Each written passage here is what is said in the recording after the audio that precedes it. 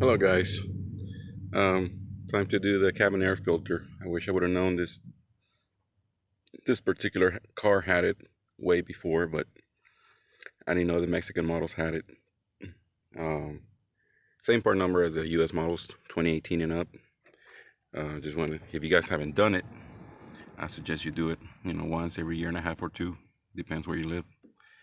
Um, it looks like a big ass mess, but it really isn't that hard or that big of a mess.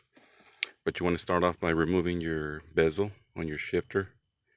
Uh, it's just a clip-on, serrated clip. Comes off quite easy. Um, then you are going to remove the black bezel that goes here. You're gonna have to pull back first and then up.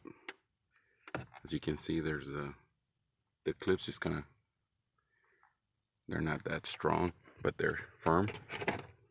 They clip on right there, so you just pull back and up. It's in here. So that will come off. Then you're going to expose a screw. That screw's here, a number 7, just like that one. So hex it, number 7 millimeter. And you're going to remove it. And then, so your panel's going to be here, right there. Sorry for the angles, I'm tired. Some models may have a screw there. It could be a T27 or a T30. The rest of the screws on the procedure are T20. So anyways, so you remove this clip, you pull out, and you pull forward, and that'll get it from underneath that. You also got to keep in mind, there's some anchors back here. So then pull it out so I can show you. There's your guide, but there's your anchor, and anchor here. There's another one here. I probably dropped it off over there earlier, so I'm going to put it back in. And that's it. Just pull out the skin, or the panel there, and then you got all access. You do have to remove the glove box, just to make it easier on yourself. It's not 100% needed. Honestly, I don't think it's needed, but I just wanted to get a view from up here. But now that I know, I can tell you, you don't need to remove it.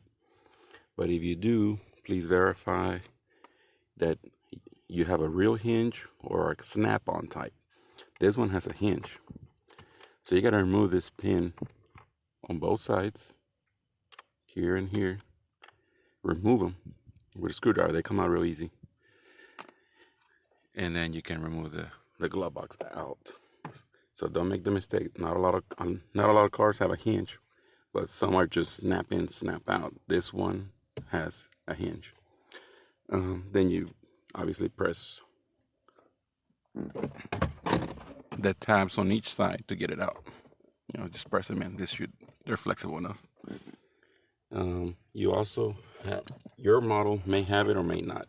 Mine does. It's got some sort of, probably a body control module. I haven't investigated, but it mounts up here.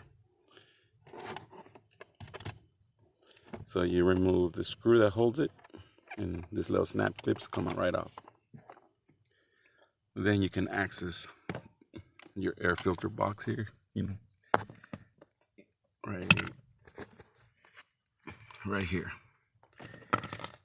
There are 5 screws, and so I already verified the US model and the Mexican model, South American, Asian models, they all have the same cover. So it's gonna be 1, 2, 3, 4, and 5. These are T20. I don't know why. I wish I would have just had a clip. But careful with the gasket. It does want to fall off, so you might want to push it back in place, not lose it. So you just remove it, and then you'll have access to the filter here. I already took it out. It gets pretty nasty in there, so do change your filter when you're supposed to. The filter squeezes out just like any other cabin filter. And I didn't have much of a choice tonight, but the arrow, you see that? There's an arrow. Let me see here. Where did I see it? Oh man, I don't see it anymore. But anyways, make sure your arrow is flowing towards you. That's how it's supposed to go. Your arrow is pointing at you, away from the hood. To put it in there, you're gonna have to squeeze it in there. Let me see if I can do it with one hand. It's kind of difficult with one hand, especially on these little bitty cars. I'm gonna have to pause it so I can show you.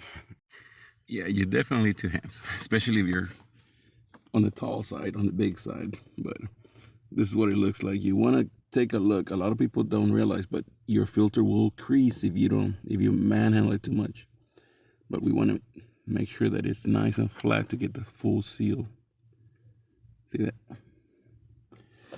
So anyways, and now you're ready to put the cover back on and go back, the same, reverse of all the previous instructions. Hope this helped you guys. And like I said, change it often, especially if you live in dusty areas or a lot of pollen or you're allergic. This time I could only find a single ply regular cheap filter. This was $10 at O'Reilly's, but I recommend activated carbon filters. For the next time, I'll pre-order it before I do it, but this time it was just I was out of luck. I couldn't find a good one. Hope it helps. Thanks.